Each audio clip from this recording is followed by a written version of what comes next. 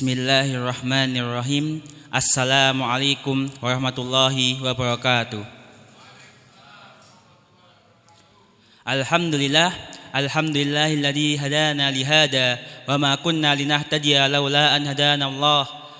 Wassalatu wassalamu ala rasulil mustafa nabiyil mustaba Muhammadin sallallahu alaihi wasallam wa ala alihi wa ashabihi wa man tabi'ahum bi ihsanin ila yaumiddin wa ba'du. Alhamdulillah, dengan izin Allah Ta'ala kita dapat berkumpul di masjid Allah Ta'ala untuk menuntut ilmu, untuk menjalankan salah satu dari perintah Allah Ta'ala, yaitu menuntut ilmu. Di sini saya didhawuhi Ustaz Sugeng baru tadi sahur, habis sahur di WA, Bud nanti tolong gantiin ngisi dulu, saya mau persiapan, nanti jam 5:30 saya mau pamitan sama jamaah. Maka saya sebagai murid beliau, sami'na wa ata'na. Nggih Ustaz. Langsung saya buka laptop, langsung buka ini dulu. Semoga dapat menyampaikan sesuai yang diharapkan. Karena beliau sedang persiapan akan pulang kampung ya, sebagaimana yang kita tahu. Kalau ada yang jamaah yang tanya, "Lama sudah enggak pulang kampung?" Insya Allah saya di sini bersama jamaah sekalian. Seperti itu. Karena apa? Karena yang meminta saya untuk tidak pulang kampung adalah ayah saya sendiri. Saya juga sebenarnya agak bertanya-tanya. Saat saya tanya, "Pak, bagaimana? Apakah saya hari raya pulang, Ramadan pulang enggak? Nanti pakai biaya saya sendiri." Ya pas ada uang sih. Nanti pakai biaya saya sendiri. "Oh, rasah li, enggak usah li. Supaya kamu lebih dekat sama jamaah di sana, supaya kamu lebih mengetahui bagaimana kultur jamaah di sana." Saya juga, agak lain nih. Pendidikannya agak lain. Ayah saya merelakan untuk menahan rindu beliau dalam mendidik saya. Seperti itu. Kok mau nangis ya?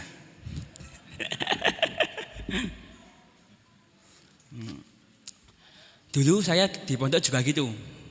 Saya kan kalau di pondok saya itu tugas terakhir adalah nulis makalah. Ketika sudah nulis makalah, saya selesai, saya tinggal nunggu pengabdian, nunggu penugasan bagaimana ini. Ketika itu saya sudah selesai, tapi yang laki-laki yang selesai cuma 2, saya sama teman saya. Maka ya udah ya, nunggu. Guru saya gitu. Nunggu dan ternyata nunggunya itu sampai 6 bulan. 6 bulan tanpa tugas, tanpa beban sama sekali. Kita harus bisa memanfaatkan waktu kita sebaik mungkin. Namanya anak muda, anak laki-laki sudah 21 tahun, merasa jadi beban keluarga kan berat ya. Saya bilang sama orang tua, "Pak, saya sudah selesai. Apakah keluar aja ya?" Gitu kan. Terus ayah saya bilang, "Jangan, karena kamu di sana dididik untuk sabar menjalani kehidupan ini." Seperti itu. Sebenarnya itulah pendidikan yang ayah saya berikan kepada saya. Ini sebenarnya saya pembukaan mau panjang biar enggak terlalu dalam membahas isinya, tapi ternyata saya enggak kuat. Maka kita lanjutkan saja langsung kepada isinya. Kan sama-sama pendidikan ya. Kita kemarin sampai di bahwasanya pendidikan anak itu adalah kewajiban orang tua. Apa yang harus kita didikkan kepada anak-anak kita? Ya, kita sampai kepada poin kedua. Setelah kita mendidikkan tauhid kepada anak-anak kita, sebagaimana yang Luqman Al-Hakim contohkan, yang diabadikan dalam Al-Quran, surat Luqman, maka pendidikan kedua yang kita ajarkan kepada anak kita adalah 1, jangan akidah, jangan mempersekutukan Allah. Kedua adalah berbuat baik kepada orang tua. Poin kedua yang sebaiknya atau dianjurkan untuk kita tanamkan kepada anak-anak kita adalah berbuat baik kepada kedua orang tua. Sebagaimana Allah Ta'ala berkalam, "A'udzubillahi minasyaitonirrajim.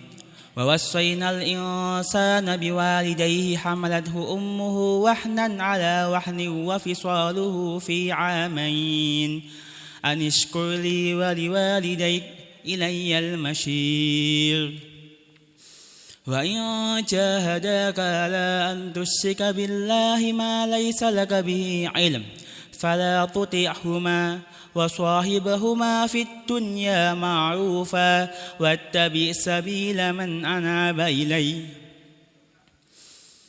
ثم إلي مرجعكم فأنبئكم بما كنتم تعملون. Wawassayna dan kami wasiatkan al-insana kepada manusia biwalidayhi kepada orang tuanya dengan kedua orang tuanya. Karena apa? Hamalathu ummuhu, ibunya telah mengandungnya, wahnan dalam kepayahan, ala wahnin di atas kepayahan yang lain, payah yang sangat payah, wa fisaluhu fi amaini, wa fisaluhu dan penyusuannya karena ibunya telah menyusuinya fi amaini dalam waktu dalam jangka 2 tahun. Anishkurli supaya apa? Supaya dia manusia bersyukur kepadaku, waliwalidaik dan kepada kedua orang tuamu, ilayyal masyir dan kepadakulah Allah Ta'ala al-masyir tempat kalian kembali.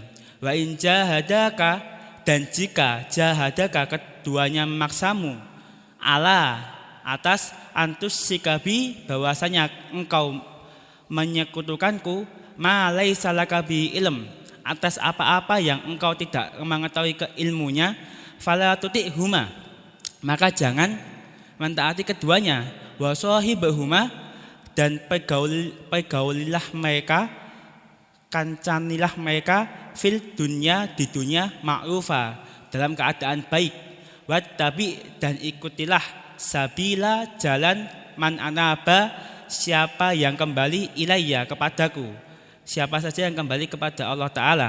Thumma kemudian ilayya kepadakulah marji'ukum tempat kembali kalian, fa'unabbiukum maka aku mengkabari kalian bima kuntum ta'malun dengan apa-apa yang kalian telah lakukan di dunia, yang kalian lakukan di dunia ini. Wawasainal insana biwalidayhi, kita masuk kepada tafsirnya, ai amainahul bil ihsani ilaihima la siyamal walidah. Maksudnya apa? Wawasainal insana biwalidayhi, bahwasanya Allah memerintahkan kepada manusia untuk berlaku baik, al-ihsan, berlaku kebaikan kepada kedua orang tua. La siyamal walidah, apalagi kepada para ibu-ibu. Jadi pelajaran kedua yang kita tanamkan kepada anak kita sejak kecil itu adalah untuk berbuat baik kepada kedua orang tua, apalagi kepada ibu-ibu. Kenapa kepada ibu lebih dilebihkan, lebih diunggulkan?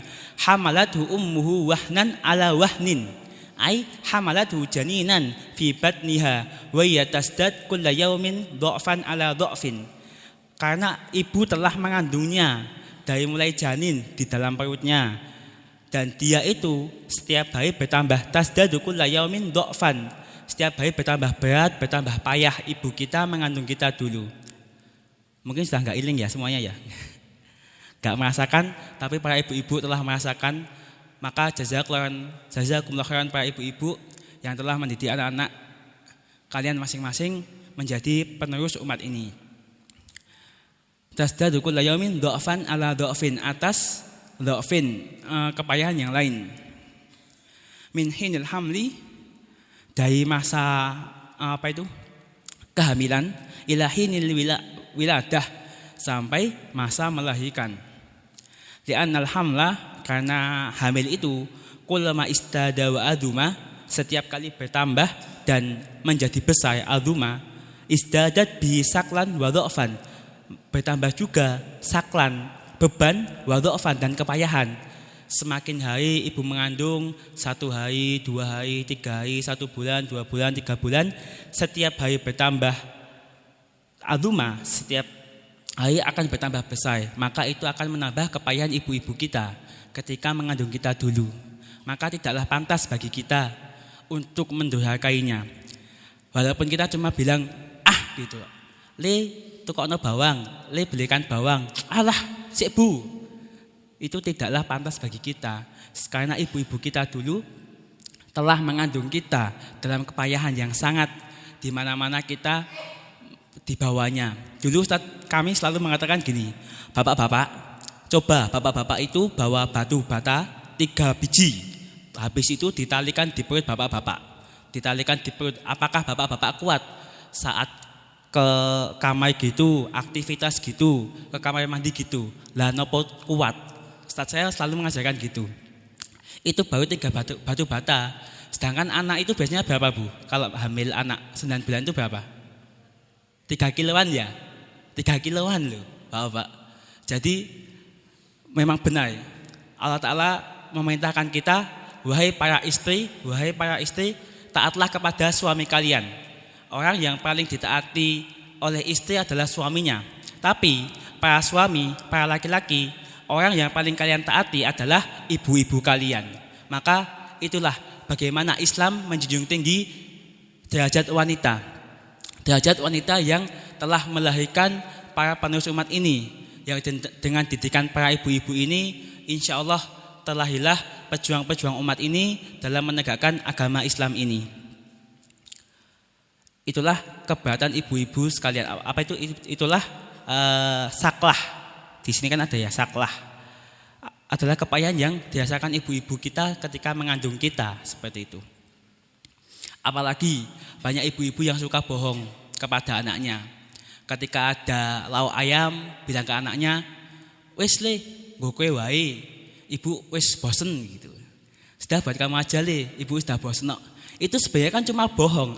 Apa ya? Kayak cuma wes buat kamu aja.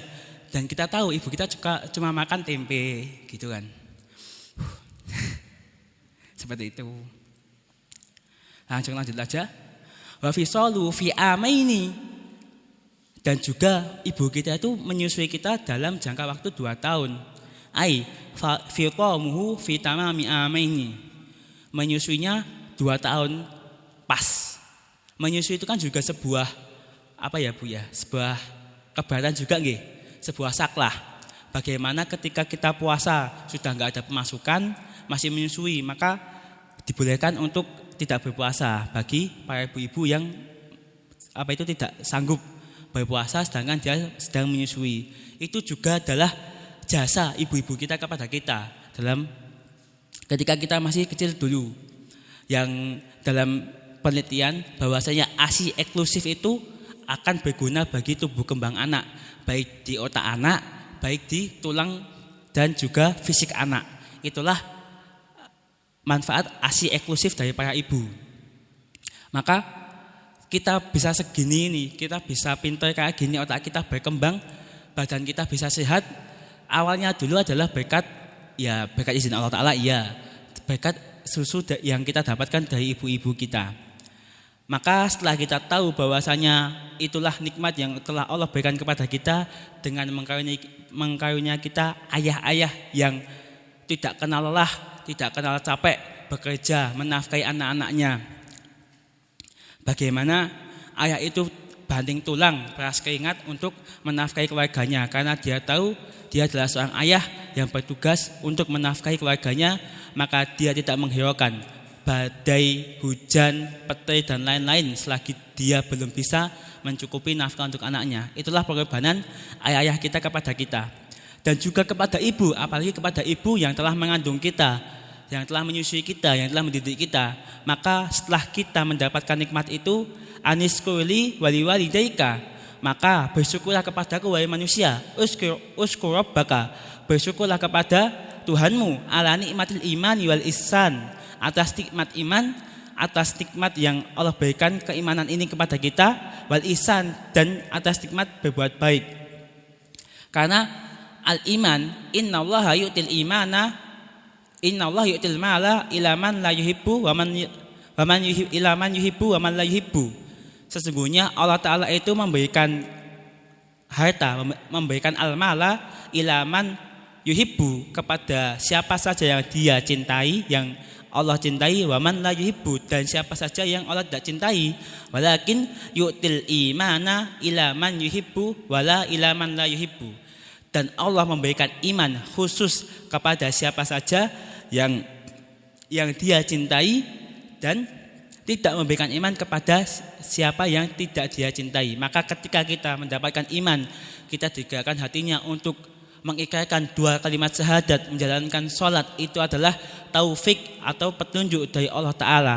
Maka ketika kita sadar itu adalah kekuasaan Allah Ta'ala dan kita tidak bisa melakukannya tanpa petunjuk Allah Ta'ala, maka marilah kita bersyukur atas nikmat itu. Yang Allah mengatakan, la in syakartum la azidannakum wa la in kafartum inna adzabi lasyadid. Jika kalian bersyukur, la azidannakum, sungguh aku akan menambahi kalian. Ketika kita bersyukur, alhamdulillah Allah telah menggerakkan hati saya untuk sholat subuh berjamaah di masjid walaupun hujan. Akan ditambahi nikmat iman kita, hingga kita merasakan kelezatan iman. Bagaimana kita tahu ulama-ulama zaman dahulu ketika harus menjalani operasi, kan nggak ada bius ya zaman dahulu.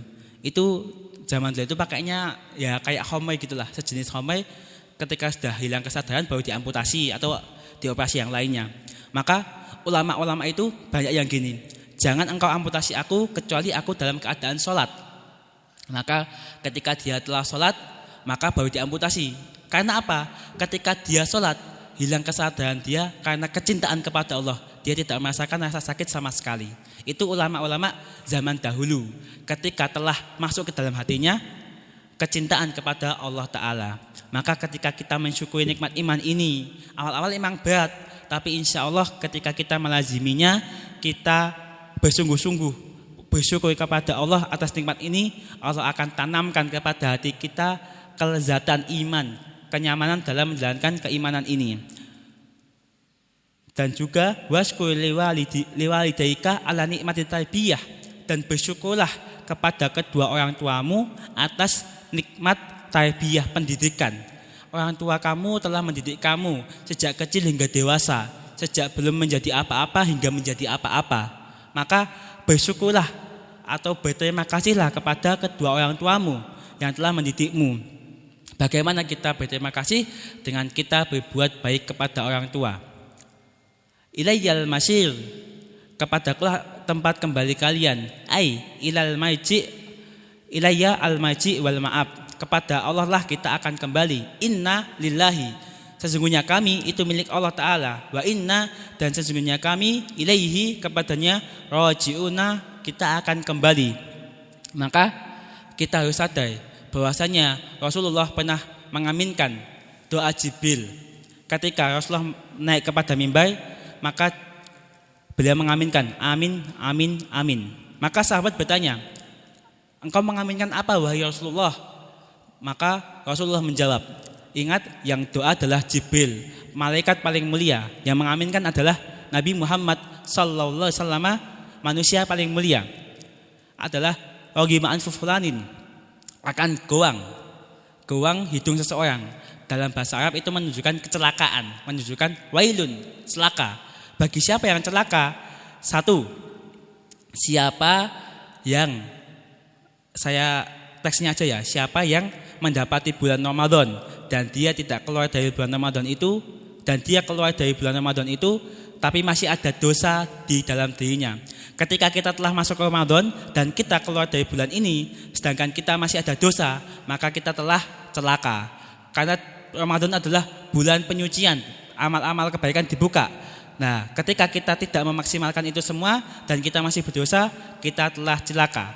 Yang kedua adalah siapa saja yang mendapati kedua orang tuanya dalam keadaan tua tapi tidak bisa memasukkannya ke dalam surga Allah Ta'ala. Ketika kita mendapati orang tua kita dalam keadaan sepuh, sudah tidak bisa apa-apa, dan kita tidak menjadikannya ladang bagi kita untuk menggapai surga Allah Ta'ala, maka itu adalah kesia-siaan. Itu adalah kesia-siaan yang tidak bisa kita gapai. Karena apa?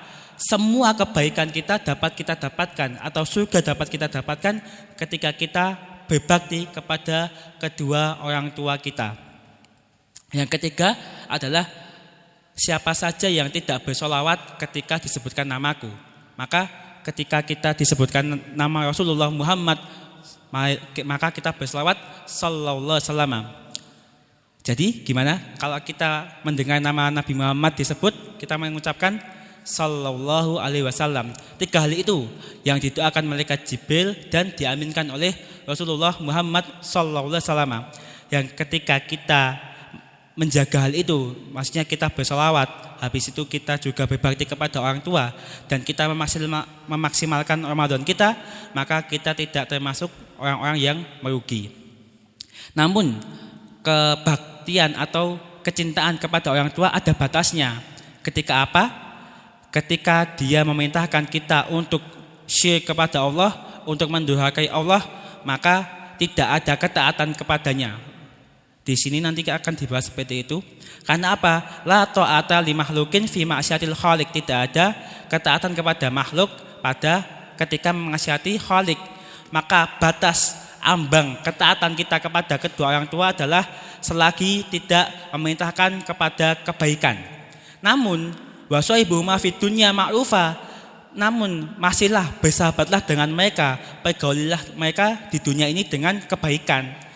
Kita hanya boleh tidak taat pada saat dia memerintahkan kita kepada kekafiran, namun kita masih wajib untuk taat kepadanya dan berbuat baik kepadanya dalam hal-hal yang selain itu. Mungkin cukup sekian yang dapat saya sampaikan, karena pesan Ustaz Sugeng tadi sampai 5.20 ini sudah lewat. Mohon maaf kalau ada salah-salah kata. Rabbana taqabbal minna innaka antas samiul alim wa tub alaina innaka antat tawwabur rahim walhamdulillahi rabbil alamin. Wassalamualaikum warahmatullahi wabarakatuh. Bismillahirrahmanirrahim. Alhamdulillahilladzi hadana li hadza wa ma kunna linahtadiya laula an hadanallah.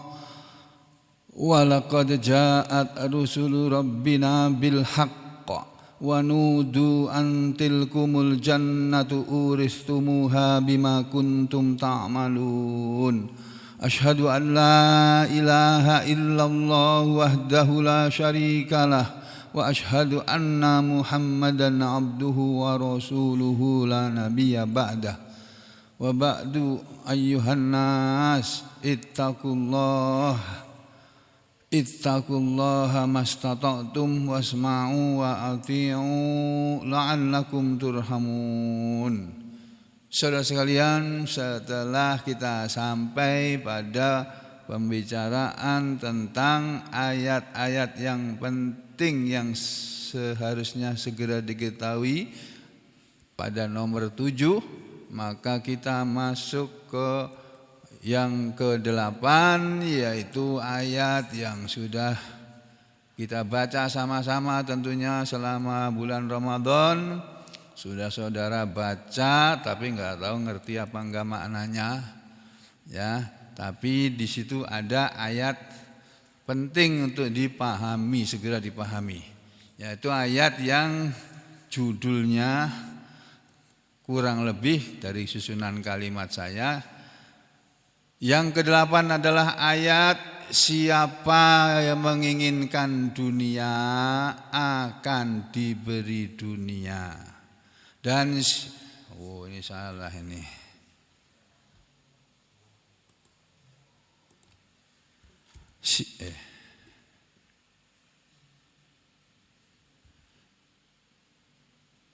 Siapa yang menginginkan akhirat akan diberi akhirat. Allah kan baik, adil. Kau minta dunia, ku kasih. Kau minta akhirat, ku kasih juga. Minta dua-duanya, gak bisa sama. Harus salah satu dikorbankan. Walaupun bunyinya Rabbana atina fid dunya hasanah wa fil akhirati hasanah wa qina adzabannar. Hasanah fid dunya dengan hasanah fil akhirah itu beda banget. Tidak sama. Jadi Allah Ta'ala berfirman, ini pasti sudah dibaca oleh saudara sekalian dalam tadarus Al-Quran pada bulan Ramadan ini ya. Ada ayat yang berbunyi begini. A'udzu billahi minasy syaithanir rajim. Wa ma kana li nafsin an tamuta illa bi idznillah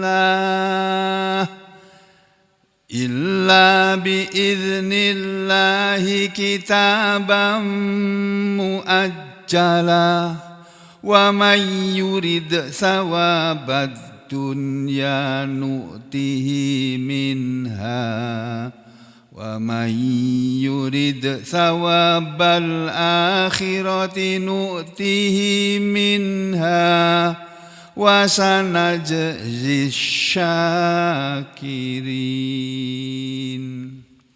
Ini terdapat dalam surat Ali Imran, surat yang ketiga ayat 145. Allah berfirman begini, wa makana, dan tidaklah ada, dan tiadalah, dan tidak ada, li nafsin, bagi seseorang, antamuta, bahwa seseorang itu mati, illa, kecuali, biiznillah, dengan izin Allah, kitabam muajjalah, kematian yang terjadi dengan izin Allah itu adalah kitaban, sebagai suatu ketetapan, muajjalah, yang sudah diajalkan, sudah ditetapkan ajalnya. Ajal itu artinya waktu. Ajal. Bahasa ini sudah jadi bahasa Indonesia. Aduh, udah tiba ajalnya. Maksudnya sudah tiba waktunya. Waktunya mati. Atau waktu apa saja. Ketetapan Allah. Kemudian wa may yurid, waman, dan barang siapa, yurid, dia menghendaki, dia menginginkan, thawabad dunya, balasan dunia, ganjaran dunia, nu'tihi, kami Allah akan memberi kepadanya, minha, darinya, dari dunia itu. Waman, dan barang siapa, yurid, dia menginginkan, menghendaki, thawabal akhirati, balasan akhirat, pahala akhirat itu, nu'tihi minha, kami pun akan memberi dia darinya. Maksudnya kami akan beri kepada dia, si orang yang menginginkan akhirat tadi, minha, ya, akhirat itu akan diberi. Wasanajzi syakirin, wasanajzi, dan kami akan membalas kepada asyakirin, orang-orang yang bersyukur. Dalam Kementerian Agama, Mushaf Al-Quran Kementerian Agama, ini ada di halaman ini ya, 168 ya. Nah ini, wa ma kana li nafsin an tamuta illa bi idznillah, dan setiap yang bernyawa tidak akan mati kecuali dengan izin Allah, kitabam muajjala, sebagai ketetapan yang telah ditentukan waktunya. Wa may yurid thawabad dunya, barang siapa menghendaki pahala dunia, balasan dunia, nu'tihi minha, niscaya kami berikan kepadanya pahala dunia itu. Wa may yurid thawabal akhirati nu'tihi minha, dan barang siapa menghendaki pahala akhirat, kami berikan pula kepadanya pahala akhirat itu. Wasanajzi syakirin, dan kami akan memberi balasan kepada orang-orang yang bersyukur. Ini terjemahnya. Terus maksud ayat ini apa? Pengertiannya bagaimana? Ya saudara harus mempelajari tafsirnya. Makanya kita belajar tafsir setiap hari di sini supaya makin bertambah ilmunya tentang Al-Quran dan supaya kita bisa mengamalkannya. Dari tafsir yang pendek dulu. Ya, ada waktu sampai jam 6 cukup saya kira. Wa ma kana li nafsin an tamuta, dan tidak ada bagi seseorang diri pun, seseorang jiwa pun yang bahwa dia akan mati. Maksudnya kata Ibnu Abbas, yaqulu Allah berfirman, la tamutu nafsun, tidak akan mati seseorang itu, seseorang atau satu diri itu tidak akan mati illa biiznillah, kecuali dengan izin Allah. Ya. Jadi kalau ada orang mati, bagaimanapun caranya dia mati, itu memang sudah tiba waktunya mati. Enggak usah dia apa-apakan pun dia akan mati waktu itu. Dibawa ke rumah sakit pun akan mati. Barusan saya dapat telepon, baru saya sadar, saya buka telepon, loh kok ada Mbak Ratih. Mbak Ratih hadir? Kok telepon dari Mbak Ratih, apa sudah sampai di sini, apa masih di Jawa?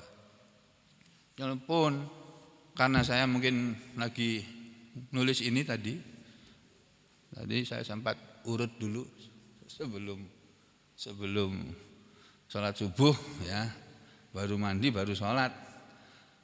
Jadi saya nggak tahu ada telepon masuk. Kakaknya, kakak iparnya, bukan kakaknya, yang kena sakit ginjal itu tiba-tiba lumpuh. Orang kalau sakit ginjal itu dekat dengan stroke. Makanya jangan sampai sakit ginjal. Jaga ginjalnya, disayang ginjalnya. Kasih minum air putih, caranya menyayangi ginjal itu. Jangan dikasih kebanyakan kopi, hati-hati. Sampean apalagi sampean minum kopinya pas aku ngajar di sini, kualat sampean. Tahu kualat? Ketulahan. Nah, orang lagi ngajar ngaji malah minum kopi. Hati-hati loh. Nanti ketulahan baru. Nah. Ya, jadi kalau sudah mulai ngaji, masuk atau boleh di luar tapi diam, jangan ngomong. Yang dibacakan Al-Qur'an ya. Ya, kembali ke sini. Jadi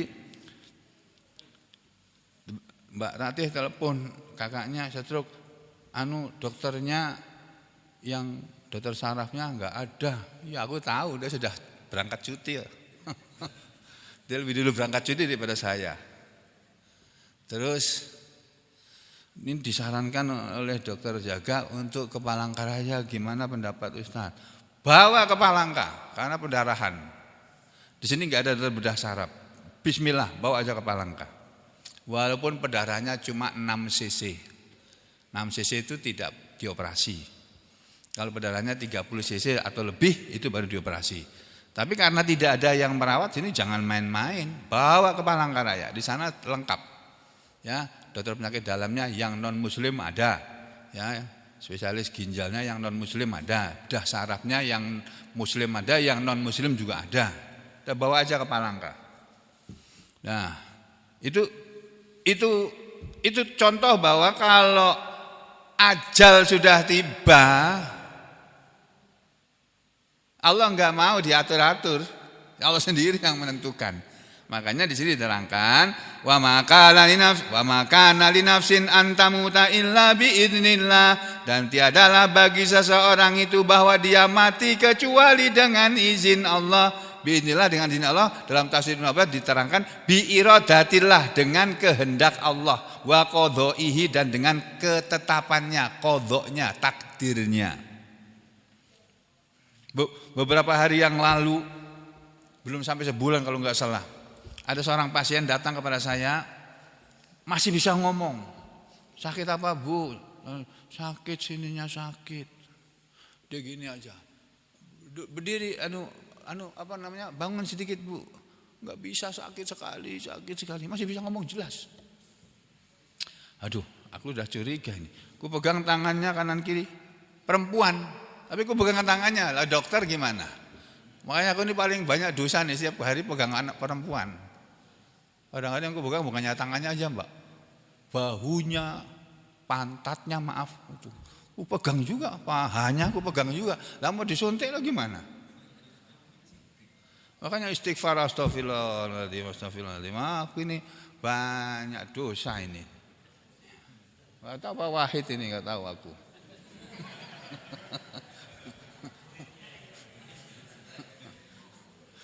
Astagfirullah.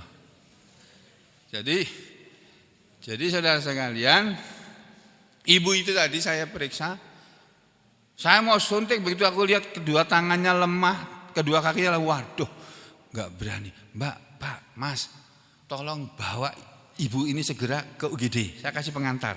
Punya BPJS enggak? Punya. Ke UGD sekarang juga. Dalam hatiku mudah-mudahan tertolong. Tadinya mau kusuntik karena dia ngomongnya masih jelas, masih seperti orang sehat gitu.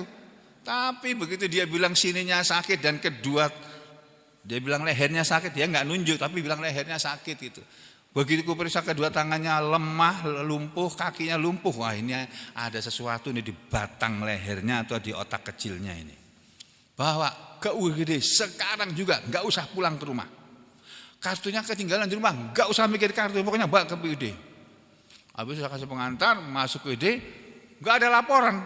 Dalam hati, aduh itu selamat apa enggak ya, mati apa enggak ya itu ya. Baru tadi malam anaknya berobat lagi gantian. Anaknya masih gadis. Ya, dia kerja. Keluarga ngantar bapaknya juga, si suami dari ibu tadi. Cerita, gimana kabarnya ibu itu? Sudah pergi. Pergi gimana banyak? Meninggal. Iya, innalillahi wa inna ilaihi. Kok enggak ada kabar dari rumah sakit? Kenapa mereka enggak nelpon aku? Ya Allah. Terus kayak apa? Ya sudah waktunya. Orang enggak pernah ngaji bisa ngomong begitu loh. Itu enggak pernah ngaji itu. Oh, enggak pakai jilbab kok. Ya walaupun dia muslim ya, tapi dia bisa paham udah waktunya. Ya sudah kita terima saja. Di CT scan ya ada pendarahan di otak kecil. Nah saya nggak tahu nih saudara iparnya Bu Ratih, Mbak Ratih ini apakah pendarahannya di otak kecil apa di otak besar. Di otak besar yang ada 2 kanan kiri ini insya Allah selamat. Kali kalau di otak kecil walaupun cuma 6 cc waktunya cuma 24 jam untuk selamat. Cuma 24 jam menurut teori manusia. Tapi kalau Allah yang Maha Kuasa menentukan lain, ya lain. Ya kembali ke sini ya. Wa ma kana li nafsin an tamuta illa bi idznillah, dan tiadalah bagi seseorang itu bahwa dia mati kecuali dengan izin Allah. Kitaban muajjala, yaitu sebagai ketetapan yang telah ditentukan waktunya. Muajjala diartikan muaqqatan atau kitabatan. Muaqqatan kitabatan. Sudah ditentukan ketetapannya. Ya ini apanya? Ajaluhu, ajalnya. Ajalnya sudah ditentukan. Jadi orang mati karena ajalnya sudah ditentukan oleh Allah. Terus wa razaqahu wa rizquhu sawaun, dan rezeki dia juga sama. Rezeki orang pun ditentukan oleh Allah. La yarudul qadha, kata Nabi Muhammad SAW. Tidak ada yang bisa menolak ketetapan Allah, qadha, takdir, illa doa, kecuali doa. Makanya saudara berdoa dulu. Sebelum melakukan sesuatu apa-apa, mau kerja berdoa dulu. Walaupun takdirnya, misalnya hari ini takdirnya kamu hari ini berdagang gak dapat untung. Kamu minta sama Allah, ya Allah, hamba minta untung dalam berdagang hari ini ya Allah. Karena dengan doa tadi takdir Allah bisa berubah. Yang rubah ya Allah sendiri, bukan kita. Kita nggak bisa merubah, Allah yang merubah karena doa kita. Doa yang sungguh-sungguh. Kembali sini ya. Sama rezeki juga gitu. La yasbiku ahaduhuma sahibahu. Tidak bisa mendahului salah satu dari keduanya, ajal maupun rezeki, tidak akan bisa mendahului sahibah kepada pemiliknya. Jadi pemilik rezeki akan mendapat rezeki sesuai dengan ketetapan Allah, pemilik nyawa juga akan mendapatkan ketetapan sesuai dengan ketetapan Allah. Nah, karena ajal ada di tangan Allah. Ini dulu ayat ini turun gara-gara ada orang-orang zaman Nabi dulu yang diajak berangkat perang Uhud tuh nggak mau, karena nggak mau mati. Karena nggak mau mati, mereka diajak perang nggak mau, pamit, ya Allah, ya Rasulullah kami izin dulu nggak ikut perang katanya. Lalu panglimanya berangkat kok izin. Di zaman Nabi itu kalau Nabi berangkat perang yang menjadi panglima atau menjadi komandannya itu Nabi, tidak boleh ada satupun laki-laki yang izin, kecuali Nabi yang ngasih izin. Tidak boleh minta izin, tidak boleh. Kalau panglimanya berangkat. Tapi kalau yang berangkat bukan Nabi, beliau menunjuk siapa jadi panglimanya, itu masih boleh izin. Ya, kembali ke sini ya. Jadi setelah Allah mengumumkan bahwa kematian itu ketetapan Allah, tidak bisa dirubah. Kamu perang pun kalau belum waktumu mati, kamu gak akan mati dalam perang ini. Tapi kalau hari ini ketetapan kamu itu mati, kamu tinggal di rumah pun gak ikut perang, kamu akan mati di rumah. Itu. Makanya kemudian di belakangnya Allah berfirman, wa may yurid wa ma kana li nafsin an tamuta illa bi idnillahi kitaban muajjala. Wa may yurid, dan barang siapa menginginkan, menghendaki, barang siapa menghendaki maksudnya bi amalihi, dengan amalannya, wa jihadihi, dan dengan jihadnya, dia menghendaki thawabad dunya, balasan dunia. Balasan dunia atau thawab itu diartikan oleh Ibnu Abbas manfaatat dunia, manfaat dunia. Jadi orang beramal itu kan kadang-kadang ingin mendapatkan manfaat, ingin mendapatkan gunanya, mendapatkan sesuatu yang berguna, yang bermanfaat. Siapa yang menghendaki balasan dunia dengan amalannya, manfaat duniawi dengan amal perbuatannya atau dengan perbuatan dengan amal jihadnya, kata Allah, nu'tihi minha, kami akan beri kepadanya dari dunia ini. Maksudnya nu'tihi minat dunia. Ya, nu'tihi minha maksudnya nu'tihi minat dunia, kami akan beri kepada dia dari dunia ini. Ma yuridu, seperti apa yang dia inginkan, ya. Tetapi kalau kami sudah berikan dunia kepada dia, wa malahu fil akhirati min nasibin, tidak ada lagi untuk dia di akhirat dari sesuatu bagian pun. Itu loh Bapak-bapak, Ibu-ibu sekalian. Makanya kita selalu harus berniat yang benar. Ketika kita ngaji gini, saya terutama yang ngajar ini, niatnya itu bukan pamer kepandaian, kepintaran, bukan pamer wajah ini. Walaupun wajahnya juga enggak jelek-jelek amat. Ya, bukan pamer wajah, bukan pamer kepintaran, tapi mengharapkan pahala balasan dari Allah dengan amal yang kita lakukan, dengan amal yang saya lakukan. Sampai juga begitu, niatnya ngaji bukan kepingin lihat aku. Pak Sugeng ada enggak? Enggak ada, enggak usah ngaji. Nah, wis. Berarti niatnya ora bener. Itu kalau cara guru saya.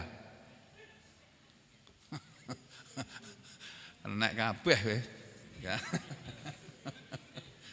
Jadi siapa yang menginginkan balasan dunia dengan amalannya, maka kami akan beri kepada dia. Sebaliknya, wa may yurid, dan siapa yang menginginkan, menghendaki bi amali, dengan amalnya, wa jihadi, dan dengan jihadnya, thawabal akhirati, balasan akhirat, manfaatal akhirati, manfaat akhirat, nu'tihi minha, kami akan beri kepadanya, yakni nu'tihi minal akhirati, kami akan beri kepada dia bagian dari akhirat, yang kalau bagian dari akhirat ini ma yurid, sesuai dengan apa yang dia inginkan. Dia meniatnya, inginnya dapat balasan akhirat, kami beri balasan akhirat. Kemudian ayat ini ditutup dengan kalimat wa sanajzi syakirin, dan kami pasti akan memberi balasan kepada orang-orang yang bersyukur. Siapa itu orang yang bersyukur? Ibnu Abbas menerangkan orang yang bersyukur adalah al-mu'minin, orang-orang yang beriman, yang biimanihim, dengan sebab keimanan mereka, wa jihadihim, dan dengan sebab jihadnya mereka. Mereka beriman dan berjihad hanya karena ingin balasan di akhirat. Kami beri balasan di akhirat. Kalau dia mati, masuk surga tanpa hisab. Kalau dia tidak mati dalam perang itu, pulang dari perang dapat hadiah ghanimah, harta rampasan perang. Ini tafsir Ibnu Abbas. Dalam tafsir Jalalain hampir sama.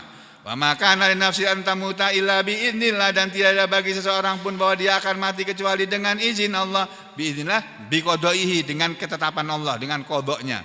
Kitaban muajjala, kitaban ai ini bentuk masdar, maksudnya ini adalah sebagai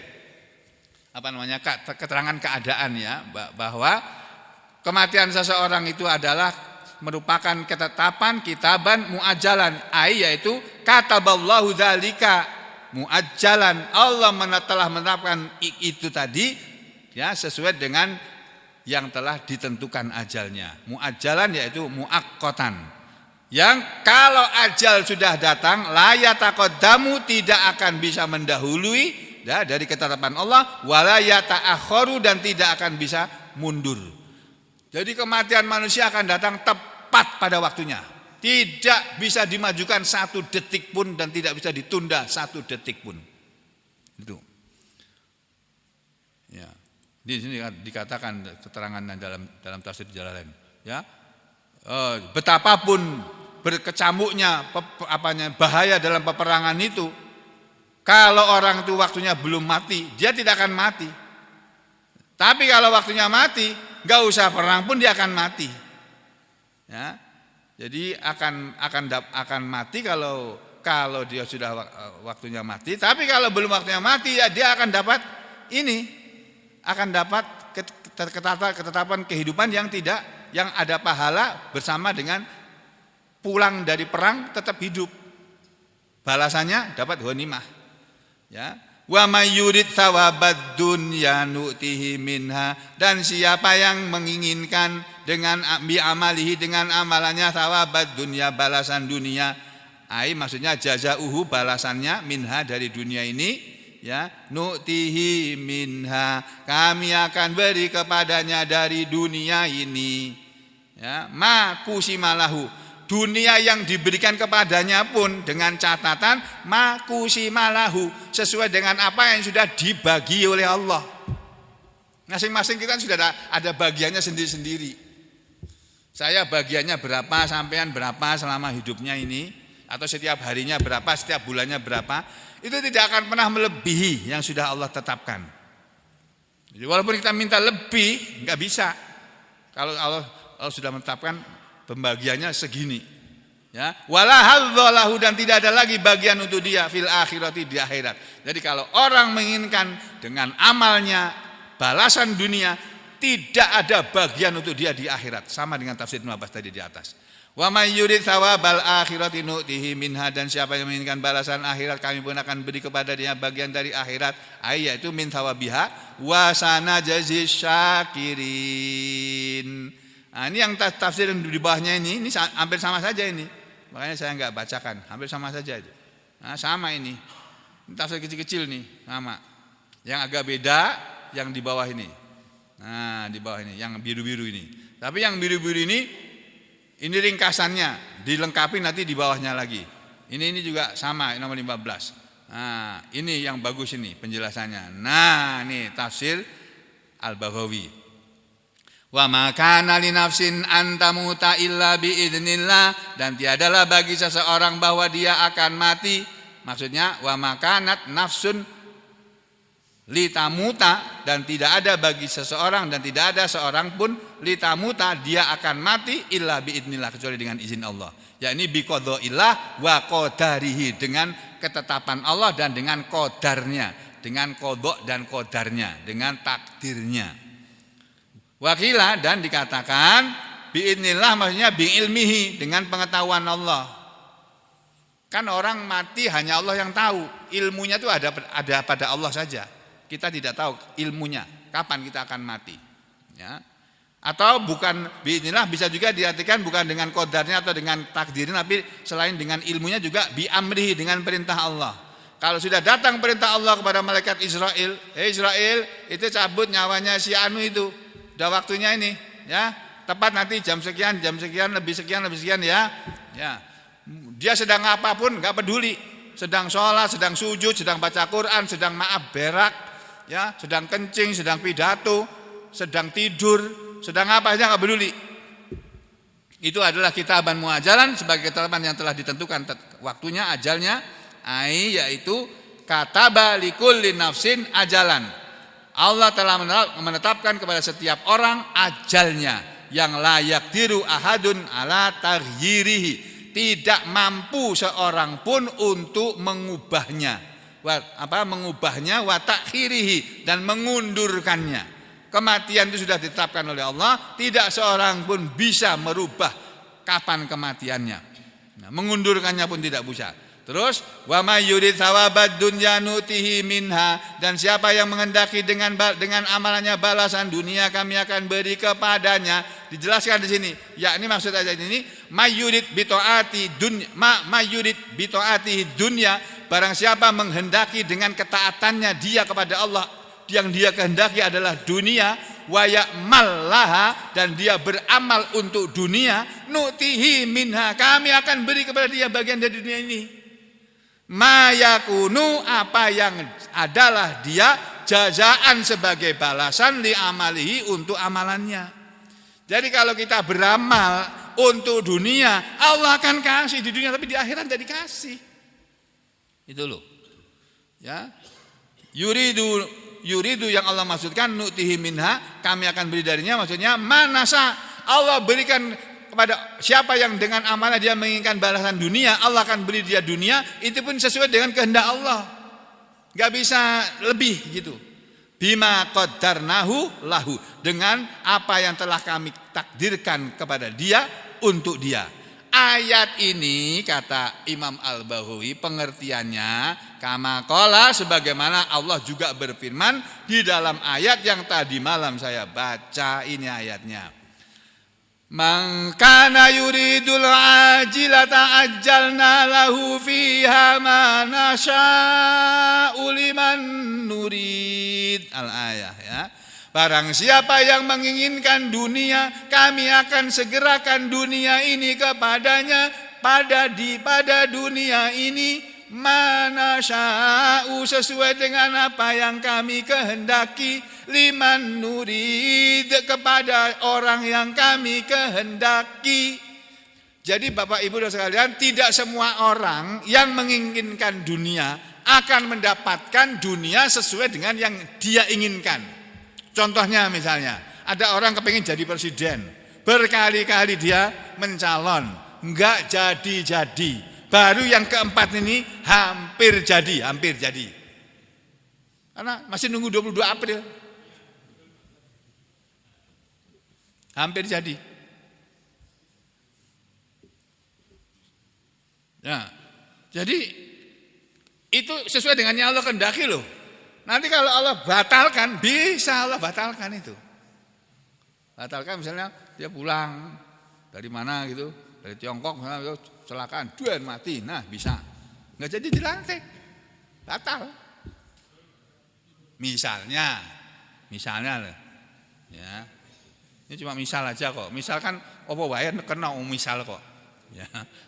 Ya, sudah. Jadi begitu Bapak Ibu sekalian, dunia ini bisa diperoleh oleh manusia tapi sesuai dengan apa yang Allah kehendaki. Dia enggak bisa minta seperti yang dia mau, enggak bisa. Ajjalna lahu fiha manasya, sesuai dengan apa yang kami kehendaki, liman nurid, kepada orang yang kami kehendaki. Tidak semua orang yang menginginkan dunia akan dapat dunia, enggak. Itu. Jadi semuanya serba tergantung kepada Allah. Makanya paling enak, paling selamat, paling nyaman hidup itu bergantung kepada Allah. Bersandar sepenuhnya kepada Allah. Sandaran hati kita adalah Allah, bukan wanita kata Leto dalam nyanyiannya itu. Kan ada grup nyanyi Leto tapi sudah enggak kedengaran lagi sekarang. Sandaran hatiku pikir apa ternyata perempuan loh. Perempuan di sandaran hati begitu perempuannya hilang atau debut orang stres sampean. Gila. Nah makanya sandaran hati jangan manusia. Sandaran hati kita itu Allah. Kita berusaha menggantungkan hati kita ini hanya kepada Allah saja. Ya, sedih ingat Allah, senang ingat Allah. Begitu loh. Belajar. Saya juga sedang belajar. Ya, ini surat Al-Isra sama. Nazalat ayat surat Ali Imran ini turun fil ladzina kepada orang-orang yang tarokul markas. Dia telah meninggalkan markas yauma Uhud pada hari perang Uhud tolaban karena dia mencari lil ghanimah. Itu kisah perang Uhud. Kan Nabi sudah bilang, "Hei kamu para pemanah yang dipimpin oleh siapa ya? Ada pemanahnya. Waktu itu bukan Khalid bin Walid. Panglima perangnya orang Quraisy Khalid bin Walid sebelum dia masuk Islam. Kan? Kemudian dia masuk Islam. Nabi sudah bilang kepada para pemanah yang di Bukit Uhud, kalian tetap di sini, jangan tinggalkan ini apapun yang terjadi. Udah dibilangin Nabi begitu. Wah, perang di bawah sana, yang di atas panas. Akhirnya musuh tunggang langgang. Padahal pasukan musuh 3.000 orang, pasukan muslimin cuma 1.000 orang. Saya baca sejarahnya lagi tadi malam, sempat baca-baca lagi sejarah sebentar. Ada buku sejarah Islam bagus, saya baru beli Pak, bagus banget. Baru sekali ini saya baca. Enak ini bacaannya, ringkas, ada tahun-tahunnya, baik hijriahnya maupun masehinya. Jadi enak banget ini. Sudah diringkas jadi enak memahaminya. Itu Nabi sudah bilang kamu jangan tinggalkan ini Bukit Uhud ini apapun yang terjadi. Tiba-tiba mereka melihat, loh musuh sudah pergi. Padahal itu bukan pergi. Khalid bin Walid itu kan panglima perang, jago perang dia. Dia cuma bawa tentaranya itu pergi dulu, menyingkir dari sekitar Uhud. Pergi menjauh dari Uhud, nanti dia balik lagi. Mau menyerbu lagi gitu ceritanya. Nabi sudah bilang kepada pasukannya, jangan tinggalkan markas yang ada di Bukit Uhud ini, apapun yang terjadi di bawah. Ternyata kata Allah, minkum mayyuridud dunya wa minkum mayyuridul akhirah. Di antara kalian ada yang menginginkan dunia dan di antara kalian ada yang menginginkan akhirat. Itu sahabat Nabi Pak, masih ada yang kayak begitu. Nabi masih hidup. Sahabatnya itu ada kata Allah direkam dalam Allah dan diabadikan dalam Al-Quran. Di antara sahabat Nabi yang ikut perang Uhud itu ada di antara mereka yang menginginkan dunia dengan perang Uhud yang mereka lakukan, yang mereka jalankan, mereka laksanakan. Dan sebagian dari mereka menginginkan balasan akhirat. Yang menginginkan balasan yang akhirat tetap tinggal di markas, sedangkan yang menginginkan bagian dunia dia bilang sama teman-temannya, "Hei teman-teman, ini sudah aman, kita menang. Ayo kita turun. Itu dibawa pada rebutan rampasan perang, nanti kita nggak dapat bagian. Ayo kita turun. Tidak boleh, nggak boleh. Karena sudah dibilang sama Nabi tadi, kita tidak boleh meninggalkan ini apapun yang terjadi. Ini sudah aman kok di situ, mana nggak ada musuh. Iya, tapi Nabi kan sudah bilang jangan tinggalkan. Mereka tetap sebagian besar turun. Wah, akhirnya apa? Begitu ini pasukan ini turun berebutan harta dunia, Khalid bin Walid membawa pasukannya kembali ke situ, diserbulah tentara muslimin sampai Nabi kena bacok pedang. Topi bajanya beliau terbelah dua. Sampai belum masuk ke dalam parit terjerembab. Dan mereka bilang, Muhammad sudah mati. Padahal Nabi dilindungi oleh sahabatnya. Dipageri gitu. Itu. Jadi saudara-saudara, kesimpulan dari perang Uhud dan ayat ini, kalau kita dalam hidup ini berebut dunia, maka jangan pernah mengharap kita akan menang dalam perjuangan di dunia ini. Jadi kalau kita mengikuti pemilu, pilkadal bukan pilkada, suka ngadal-ngadalin kok itu, ya. Atau pilpres, atau pilek, maraknya pilek itu kalau sampean melakukan itu karena dunia, gak akan pernah menang. Mau partainya namanya PKS, PKB, pankah apalagi sudah, tidak akan pernah menang. Kenapa? Karena sistem yang dipakai bukan sistem Islam, satu. Dua, niatnya sudah salah. Kalau niatnya dunia, tidak akan pernah menang. Makanya kita jangan pernah berniat duniawi dalam segala amalan kita. Insya Allah kita ketemu lagi pada kesempatan yang lain. Saya akhir sampai sini ada dulu. Mudah-mudahan Allah mengampuni semua dosa dan kesalahan kita. Ya, semoga Allah menerima semua amal-amal kita. Semoga Allah menyembuhkan yang sakit di antara kita dan memberi kesehatan kepada kita untuk tetap sehat dan beribadah kepada Allah Ta'ala. Dan semoga keluarga kita, anak-anak kita, cucu-cucu kita yang sedang sekolah, sedang kuliah, diberi kemudahan kepada mereka semuanya. Diberi kemudahan pula kepada mereka untuk mencari pekerjaan, mendapatkan pekerjaan dan penghidupan yang layak. Dan semoga kita semua diberi oleh Allah istiqomah dalam belajar agama ini, dan diberi oleh Allah husnul khotimah di akhir hayat kita masing-masing. Aku qouli hadza astaghfirullah li wa lakum. Allahumma taqabbal minna innaka antas samiul alim wa tub alaina innaka antat tawwabur rahim. Wa sallallahu ala Muhammadin wa ala ali Muhammad walhamdulillahi rabbil alamin.